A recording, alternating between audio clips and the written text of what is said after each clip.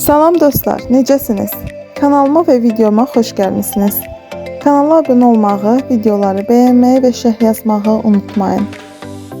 Dostlar, bugün kətdəki evimizdə ehsan süfrəsi açmışdıq. Allah hər kəsin ehsanını qəbul etsin.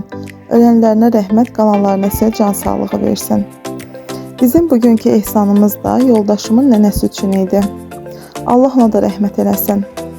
Yeri cənnət olsun, məkanı nurlarla dolsun inşallah. Və məclisimiz günorta olduğu üçün səhər tezdən durub başladıq hazırlıqlara.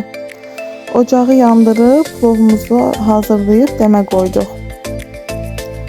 Tüstünün qoxusuyla bişən düyünün ləzzəti tam bir başqa olur. Bişərkən də qoxusu yayılmışdı aləmə.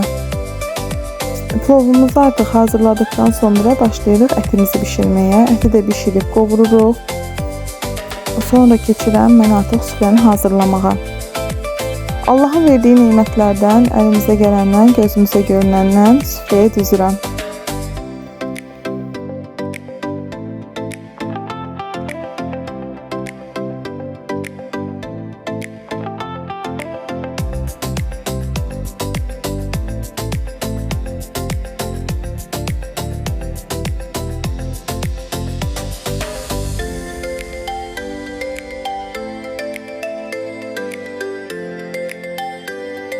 Qeyd edim ki, məclis günorta olduğu üçün şirniyyatları bir gün öncədən hazırlamışdım. Şirniyyat seçimim isə külçə, qoğal, piroq və halva idi.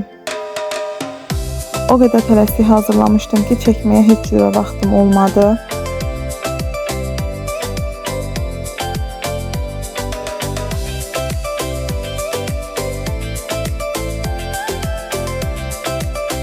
Burada mən artıq yavaş-yavaş süfrəni hazırlamağa başlayıram.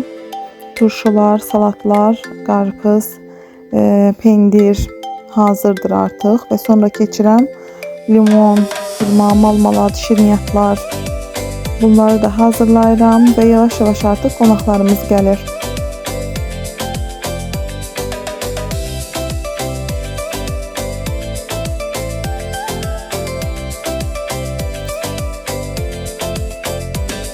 Və başlayıram, süfrəni tam hazır edirəm.